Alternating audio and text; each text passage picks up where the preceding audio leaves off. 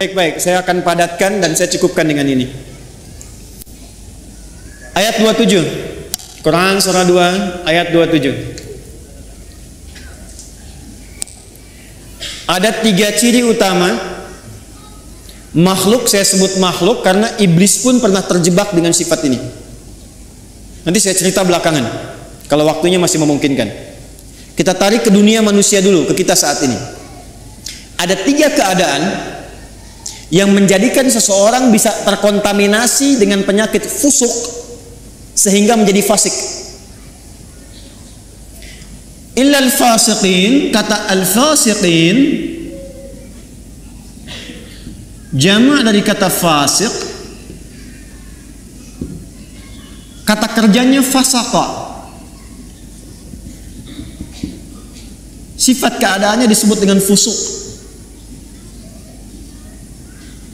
Penekanannya disebut dengan fiskun. Fokus. Secara bahasa, kata fusuk artinya isyan. Bahasa kita yang dikenal dengan maksiat, penyimpangan dari kebaikan. Jadi setiap ada yang menyimpang dari kebaikan atau menolak dari perintah yang harus dijalankan, itu perbuatannya disebut dengan fasak. Makhluknya disebut dengan fasik. Sifatnya, keadaannya disebut dengan fusuk. Iblis yang punya sifat setan itu asalnya jin yang sangat taat. Sangat taat. Sampai ada riwayat menyebutkan saking taatnya kepada Allah, maka malaikat menyifatinya dengan Azazil, makhluk yang terhormat karena rajinnya ibadah kepada Allah. Cuman karena satu kejadian dia bergeser dari ketaatan, tidak mau menaati perintah Allah, menghindar dari perintah. Diminta oleh Allah hormat kepada Adam, sujud hormat kepada Adam. Jadi bukan persoalan sujudnya, persoalannya ini perintahnya. Jadi ketika dia tidak menunaikan perintah, menolak perintah itu dan tidak mau menaati karena maksiat, maka disebut oleh Quran berubah dari taat menjadi fasik. Maka turunlah Quran surah ke-18, surah Al-Kahf yang biasa kita baca di Jumat itu selain Yasin. Ayat 50 paling kanan pertengahan. Wa idh qulna lil malaikati isjudu li adama fasajadu illa iblis. Siapa itu? Kana minal jinni fa fasaqa. Fa fasaqa an amri rabbi. Asalnya kata Al-Quran, iblis itu dari jin yang sangat taat. Dari mana taunya taat? Karena lawannya fasak ini. Fasak itu lawannya taat. Apa ayuti wa taat. Tapi karena tidak taat pada perintah Allah, tahu dari mana tidak taatnya? Quran surah 7 Al-A'raf ayat 11 sampai 12. Qala ma mana'aka alla tasjuda idh amartuk. Hei kamu, kata Allah, kenapa kamu nggak taat ketika aku perintahkan untuk sujud? Apa yang mencegah kamu untuk hormat pada Adam ketika aku perintahkan? Kata Allah, hei iblis, bukan masalah sujudnya, ini perintahku, kenapa nggak mau taat? Maka iblis menjawab, ana khairum minhu, khalaqtani min narin wa khalaqtahu min tin. Aku lebih hebat dibandingkan dengan dia. Kau ciptakan aku dari api, dia dari tanah. Nggak level, yang tinggi hormat ke bawah. Membawa kesombongan kepada diri itu namanya istakbar. Istakbar, menampakkan kesombongan namanya takabur. Karena dia membawa melekatkan kesombongan pada dirinya, maka pekerjaan itu disebut dengan istakbar. Enggan, tidak mau disebut dengan aba. Kenapa? Karena istakbar. Quran surah kedua Al-Baqarah ayat 34. Wa idh qulna lil malaikati isjudu li adama fasajadu illa iblis aba wastakbar wa kana minal kafirin. Makanya ketika keburukan menutupi kebaikannya, ingat, ada baik menutup buruk, ada buruk menutup baik, itu beda. Kalau baik ini pakaian baik, menutup yang buruk, ada bagian tubuh kita yang nggak enak dipandang, buruk. Makanya disebut aurat. Aurat itu nggak enak kalau terbuka. Aurat itu terbuka. Ya, aurat itu terbuka. Sesuatu yang terbuka nggak enak dipandang. Beda dengan binatang kan? Binatang tuh nggak enak dilihat kalau dipakein, pakai pakaian. Manusia ada bagian tubuhnya yang nggak enak dipandang, kalau dipandang nggak enak, makanya harus ditutup. Bahasa singkatnya disebut aurat namanya. Nah, yang buruk ditutup dengan yang baik, maka yang baiknya disebut dengan libas namanya. Dari kata labisa disebut libas, walibasu taqwa dzalika khair. Sebaliknya, kalau yang buruk menutup yang baik, sudah ada yang baik, ditutup yang buruk, maka berubah kalimatnya menjadi balasa. Makhluk yang ketutupan itu disebut dengan iblis. Iblis kenapa disebut dengan iblis?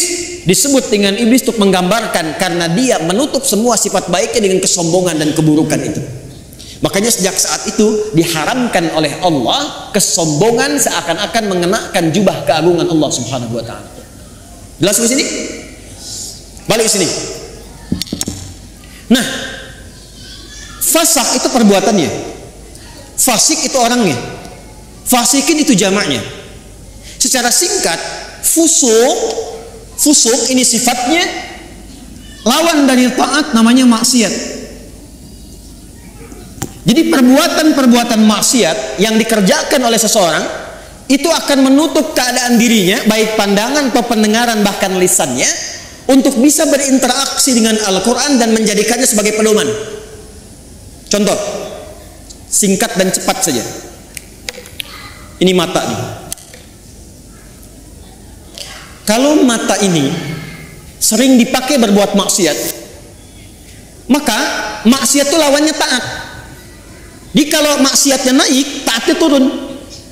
Maka mata ini kalau dialihkan kepada Quran, nanti kalau sering dipakai maksiat untuk lihat Quran saja susah, nggak bisa. Maka alih-alih mendapatkan pedoman dari Quran, untuk lihat pun kadang-kadang nggak mampu. Padahal mushafnya sudah dia kumpulkan. Ada jenisnya dengan tajwidnya berwarna, ada yang jenisnya besar, yang kecil, yang perkata, yang macam-macam. Itu dia koleksi, dia simpan. Tapi anehnya begini, setiap melihat mushaf itu nggak mampu hanya untuk mengambil atau melihatnya saja, lewat lagi sampai berdebu. Baru ketika ada pengajian datang ke rumah, mama, mana mushaf kita yang ditempel itu di dinding? Ditempel di dinding. Apa tadi lihat? Nah, kalau sehari nggak bisa tuh berinteraksi dengan mushaf, dengan Quran, ambil mushaf yang paling besar, simpan di ruang tengah malam, buka begini, jangan dibaca, tanyakan dulu pada diri kita masing-masing, mengadu ke Allah, ya Allah, maksiat apa yang aku kerjakan di mata ini sehingga tak sanggup melihat Al-Quran sampai detik ini. Telinga, Anda dengar ngaji, dari masjid dengar ada tahrim, anak-anak dengar bacaan Quran, ada pengajian-pengajian, tapi telinganya nggak sanggup dengar. Kok kayaknya nggak enak? Ada yang gelisah, ada yang jenuh, bahkan ada yang anti. Artinya apa? Telinga ini seringkali digunakan untuk mendengar yang salah, maksiat. Quran surah ke-6 misalnya ayat 25, wa fi adhanihim waqra, di telinganya ada sumbatan. Telinganya ada sumbatan. Nah, ada 3 perbuatan besar dari maksiat ini yang kalau dikerjakan itu, dan kita berlindung pada Allah dari 3 perbuatan ini, kalau dikerjakan itu maka secara otomatis dia akan mempengaruhi pelakunya langsung mendapatkan sifat fusuk dan berpotensi menjadi fasik sehingga tak mampu mendapatkan pedoman-pedoman dan petunjuk dalam Al-Quran. Secara cepat, apa saja perbuatannya untuk kita tinggalkan dan kita jauhi? 1. Alladzina yanquduna 'ahdallahi min ba'di mitsaqih. Perhatikan baik-baik. Yang pertama, penyakit ini berpotensi menyerang semua kalangan karena itu menggunakan kata alladzina. Disebutkan sebanyak 1080 kali dalam Al-Quran, mencakup semua tanpa kecuali. Laki-laki, perempuan, besar, kecil, tua, muda, dan seterusnya. Yang pertama, alladzina yanquduna 'ahdallahi min ba'di mitsaqih, yaitu orang-orang yang memutuskan atau menyalahi komitmen dengan Allah setelah dia berkomitmen untuk memegang teguh janjinya. Menyalahi komitmen dengan Allah. Komitmen dengan Allah.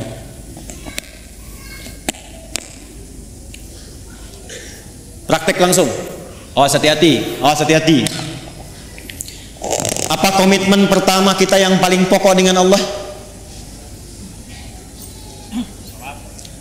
Komitmen pertama kita itu bahkan sebelum lahir namanya syahadat. Quran surat 7 catat ayatnya, Al-A'raf ayat 172.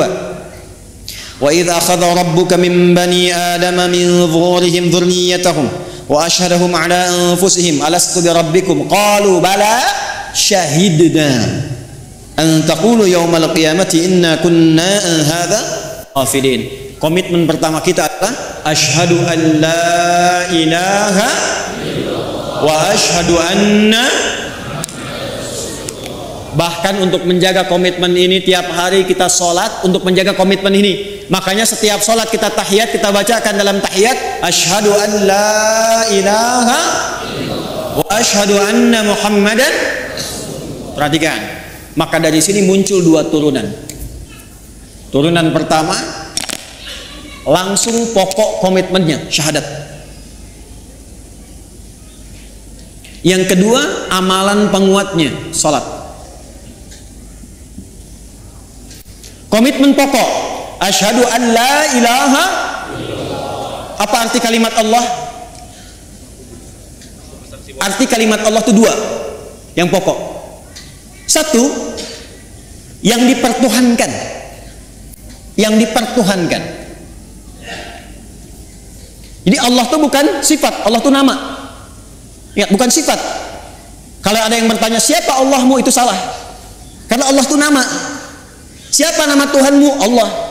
Makanya ketika orang-orang Quraisy, orang kafir bertanya pada Rasulullah, siapa nama Rabbu Muhammad? Karena engkau menyebutkan Rob, Kul a'udzu birabbin nas, Kul a'udzu birabbil falaq. Siapa namanya?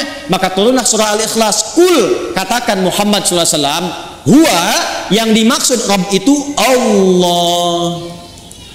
Nah, Allah ini punya dua arti pokok. Pertama adalah yang dituhankan, satu-satunya yang dituhankan. Ini. Yang kedua, yang diibadahi. Kedua makna ini ada di Quran surah ke-20 ayat 14. Allah mengenalkan dirinya kepada Musa alaihi salam dengan dua makna ini. Innani anallah, kata Allah, akulah Allah. Nama. Apa artinya Allah? La ilaha illa ana, la ilaha illa. La menolak. Ilaha yang dipertuhankan, illa menetapkan. La-nya nafi, illa-nya isbat. La ilaha, tidak ada satupun yang dipertuhankan. Illa, kecuali kata Allah, ana Allah. Kecuali saya, kata Allah. Maka kalau sudah mengatakan Tuhan saya Allah, Anda mengatakan asyhadu an la ilaha illallah, maka komitmennya jangan pernah menuhankan selain Allah. Paham? Saya ulang, jangan pernah menuhankan selain siapa? Ingat, kita menghormati keyakinan orang lain. Dan toleransi tertinggi dalam menghormati itu adalah tidak mencampuri ketuhanan di luar apa yang kita yakini. Karena itulah ayatnya berbunyi lakum dinukum la ikraha. Jangan ganggu, nggak boleh. Hormati saudara kita, yang Kristen, yang Hindu, yang Buddha, yang Konghucu, hormati. Tapi jangan campuri. Karena toleransi terbaik itu tidak mengikutinya. Silahkan masing-masing, jangan ganggu. Nggak boleh merasa terganggu, tapi jangan ikut-ikutan. Nggak usah ikut-ikutan. Toleransi tertinggi dalam akidah itu zero tolerance, supaya saling menghormati. Ya, karena kalau Anda datang ke tempat itu, Anda ingin menghormati tapi ikut-ikutan, itu terjadi sifat munafik nantinya. Ya, di lisan iya, di hati mengingkari. Itu nggak boleh. Islam nggak suka begitu. Antara lisan dengan hati itu harus sama. Ya, jangan sampai, mohon maaf, ya, lisannya berkata, ya, ikuti senyum, tapi hatinya mengingkari. Salah sesembahanmu, itu bukan Tuhanmu. Nah, Islam nggak mau begitu. Hormati orang lain, silahkan yakini apa yang Anda yakini. Kalau pengen tahu tentang Islam kami ajarkan, ya, tapi jangan ikut-ikutan dan tidak boleh mengganggu. Itu yang paling indah. Lakum dinukum. Karena itu kalau sudah la ilaha illallah, asyhadu an la ilaha illallah, maka tidak boleh mengatakan kalimat ini. Camkan ini. Tuh. Tuh. Kedengaran? Begitu Anda lakukan, ambulan nanti siap menanti. Dan ambulannya malaikat maut itu yang paling sangat menegangkan. Kalau sudah mengatakan la ilaha, asyhadu an la ilaha, itu komitmen, maka tidak boleh ada kalimat ini. Camkan. Semua agama sama, menuju pada Tuhan yang sama, cuman caranya beda-beda. Maka itu sudah mulai pelanggaran terhadap komitmen. Saya yakin orang-orang yang seperti itu tidak akan pernah atau kesulitan dia mendapatkan petunjuk dari Quran. Yang ada apa? Semakin salah ngajinya, ayatnya semakin dipotong-potong. Ayat tentang menuhankan Allah dipotong, ayat tentang sholat pada akhirnya nggak sholat, ayat tentang puasa pada akhirnya nggak pada puasa. Itu yang kebablasan. Di orang-orang kalau sudah begitu, apalagi mengolok-olok ayat, pada ujung-ujungnya nggak yakin tentang Qurannya sendiri. Dan kalau di tes ngaji, ujungnya nggak bisa ngaji juga itu. Ini yang bahaya. Di orang-orang yang seringkali melanggar komitmen, pada akhirnya sulit mendapatkan petunjuk dari Al-Quran. Yang ada, Quran akan dipotong-potong sesuai dengan selera nafsunya. Jelas? Awas. Saya kalau akidah agak tegas ya. 2, sholat. Ini amalannya. Bagi Anda yang sudah asyhadu an la ilaha, maka jaga komitmen itu lewat ibadah. Maka bagian keduanya kembali ke Quran surah 20 ayat 14. Innani anallahu la ilaha illa ana fa'budni. Buktikan untuk menyembah Allah yang dipertuhankan, diibadahi. Bagaimana caranya? Wa aqimis sholata lidzikri. Jaga la ilaha illallah itu lewat sholat. Makanya kalau ada orang yang sudah mulai malas sholat, itu secara otomatis akan sulit berinteraksi dengan Quran. Gak percaya silakan. Anda, jangan Anda lah ya. Kalau ada orang yang sudah mulai malas sholat, bahkan meninggalkan sholat, jangan harap dia mau ngaji, apalagi mendapatkan petunjuk dari Quran. Persamaan terbaliknya, kalau Anda ingin mendapatkan banyak manfaat dari Quran, kemudian terbawa suasana kita ingin mendekat kepada Quran, menanamkan cinta pada Quran, maka persamaan terbaliknya, 1, perbanyak sholatnya. Nih, tingkatkan dari yang fardu, bukan bilangannya ya, bukan bilangannya tapi value-nya. Jadi bukan meningkatkan subuh 2 rakaat jadi 4, bukan ya. Coba lihat yang mengiringinya, ada sunnahnya tidak. Jadi kalau orang semakin banyak sholatnya, pasti semakin senang dengan Qurannya, itu udah otomatis itu. Anda kalau sudah mulai senang tahajud, senang duha, senang khatib, demi Allah saya katakan, itu Anda nggak akan lepas dengan mushaf. Pasti itu. Sudah persamaan itu. Sudah persamaan. Jelas? Nah, setelah itu nanti kalau sudah senang Quran, pindah cara ngajinya. Dari mulai belajar baca, belajar pahami, sampai keluarkan kurikulum hidup yang sesuai dengan aktivitas Anda. 1. 2. Wa yaqta'una ma amara Allah bihi ay yushal. Seringkali memutus apa yang Allah perintahkan untuk disambungkan. Memutus hubungan, memutus apa yang Allah perintahkan untuk disambung. Ini babnya banyak. Saya ulang, babnya banyak. Saya ambil contoh yang paling gampang dengan akhlak. Awas, tes nih. Dengan orang tua. Awas, jangan-jangan ngaji sekarang kelihatan nyaman, enak, baik-baik dan sebagainya, ternyata dengan orang tua belum selesai masalahnya. Orang tua dengan anak harus nyambung tidak? Harus sayang tidak? Maka kalau ada anak berbuat tidak baik kepada kedua orang tua, walaupun dia akan dipaksa untuk mengaji, jangan harap mendapatkan manfaat yang cepat dari Quran yang dia kaji itu. Mandek pasti itu.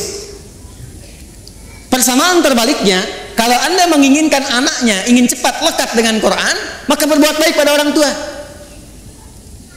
Persamaannya dipersamakan lagi, kalau ibu ingin anaknya dekat dengan Al-Quran, ya, maka ibu sayangi anak, perbanyak doa kepada Allah, mintakan supaya anak itu bisa lekat dengan Quran. Jadi saya ingin katakan, menyambung hubungan dengan yang Allah perintahkan disambung, dengan orang tua, dengan ibu, dengan ayah, kasih sayang yang baik, berikan perhatian, doa, itu salah satu fadilahnya mempercepat kemampuan kita untuk menangkap petunjuk dari Al-Quran. Dan itu yang dilakukan oleh ulama-ulama dulu. Ibu jangan lihat Imam Syafi'inya sekarang karya dan umatnya banyak. Kalau Anda pengen tahu Imam Syafi'i itu bisa demikian, salah satunya perjuangan ibunya yang single parent, lahir di Gaza, datang ke Mekah digendong-gendong tuh dari tawafnya sampai diajarin dan sebagainya. Jadinya seperti sekarang. Imam Ahmad bin Hanbal, ibunya single parent. Apa yang dilakukan? Musim dingin pun itu masih masak air, Bu, Pak. Diwudukan ibunya.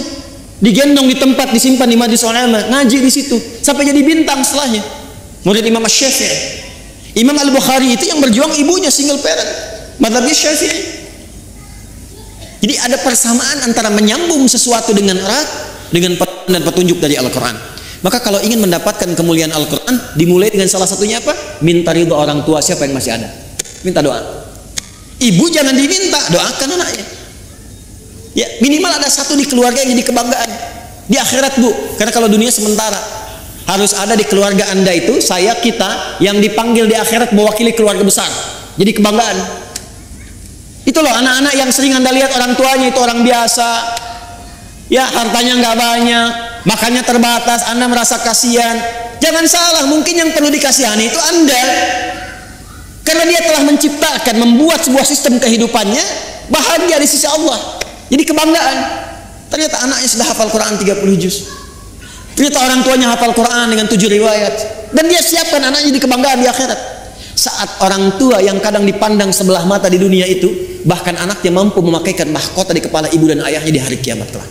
Anda ada di mana? Harus berubah cara berpikirnya. Besok itu wafat, teman-teman. Besok itu kembali. 3 yang terakhir, wa yufsiduna fil ardh. Orang yang senang merusak. Fasad. Senang merusak. Fasad itu definisinya banyak. Ya, mencuri merusak tidak? Menipu merusak tidak? Mencela merusak tidak? Jangan harap Anda ngaji, datang ke pengajian tapi senang mencela orang lain. Jangan harap mendapat petunjuk dari Quran dengan cara yang benar. Anda kerja, ngambil harta yang haram, korupsi, menipu dan sebagainya, jangan harap dekat dengan Quran. Makanya orang-orang yang korupsi itu bisa dicek deh, pasti nggak bisa ngaji. Walaupun asalnya bisa ngaji, jauh dari Quran pada akhirnya. Saya di Libya pernah satu majlis dengan salah satu tokoh yang diagungkan oleh kalangan liberal, namanya Jamal Al-Banna. Jamal Al-Banna ini dulunya itu salah satu yang sangat concern dalam hadis, hafal Quran. Tapi satu kali terjadi perubahan dalam hidupnya, singkatnya dia keluar ke barat. Di barat berubah pandangannya, punya interaksi yang salah, yang keliru, maka pikirannya berubah menjadi liberal. Satu kali ke Libya, ke Tripoli, jadi kami itu punya pelajaran, salah satunya Al-Istishraq wa Tansil, gerakan-gerakan orientalis, tokohnya siapa aja. Dahsyatnya kurikulum di sana, kalau sudah belajar nanti tokohnya diundang kalau masih hidup. Jadi kita berdialog, tahu pemikirannya bagaimana. Secara singkat, masih ada videonya sampai sekarang. Gambarnya, fotonya saya masih ada. Itu begitu datang, kita duduk sama menyimak. Itu membaca yang paling ringan dalam Al-Quran, yang jadi favorit Anda sekalian. Kan ada 3 surat paling favorit di muka bumi untuk setiap muslim saat ini. 3 qul terakhir kan? Ya, qul huwallah, qul a'udzu birabbil falaq, qul a'udzu birabbin. Itu baca Al-Ikhlas, qul huwallahu ahad, tertukar-tukar nggak selesai-selesai. Qul huwallahu ahad, Allahus lam yalid wa lam yulad wallahu ahad, sampai istighfar para mufti yang ada pada saat itu, astagfirullah, astagfirullah. Anda bisa bayangkan. Apa? Karena Quran yang baik tidak akan bercampur dengan yang kotor. Jadi kalau sudah mendapatkan dengan cara yang kotor, harta yang kotor, pikiran yang tidak baik, nggak akan pernah Quran jadi petunjuk dalam hidupnya. Ini. Maka kalau ingin jadi ahli Quran, jangan merusak. Anda mahasiswa jangan nyontek. Jadi mahasiswa yang jujur, bekerja yang benar, belajar yang benar, masuk kelas disiplin. Nanti kalau Anda udah jadi ahli Quran, Anda akan menikmati bagaimana Anda menuntut ilmu. Jadi senang belajar itu, nikmat, nyaman. Ya, dan potensi Anda akan muncul, menapak ke bumi, terhubung dengan Allah dengan sangat kuat. Energi potensial begitu kan? EP sama dengan M dikali G kali H kan? Energi potensial sama dengan M dikali G kali H, gitu kan? Massa kalikan gravitasi kalikan ketinggian. Anggaplah ini Anda, gravitasinya menapak bumi dengan aktivitas Anda, haknya haid tersambung ke atas. Walaupun ini adalah mengambang yang tidak menempel, tapi potensinya ada di situ. Kalau Anda mampu memijak bumi dan menyambungkan diri Anda kepada Allah dengan kuat, maka semua potensi yang ada pada diri Anda akan keluar. Tinggal Anda rubah itu menjadi kinetik. EK sama dengan setengah M dikalikan V kuadrat. M kalikan V kuadrat. Usaha Anda nggak akan banyak lagi, cukup setengah, tapi percepatannya banyak. Kalau Anda ingin rubah jadi pekerjaan dan beraktivitas, gabungkan potensial dengan kinetik, maka dia menjadi energi mekanik. IM sama dengan EP dikalikan EK. Anda fisika belajar nggak sih? Mana yang ITB jurusan fisika? Betul nggak ini? Hah? Betul nggak? Betul kan? Tapi nanti energi itu juga bisa berubah. Mesti ada daya, mesti ada kekuatan, mesti ada waktu. Makanya rumus energi nanti berubah kan ketika masuk ke energi listrik, ya kan? W sama dengan apa rumusnya? P dikalikan T kan?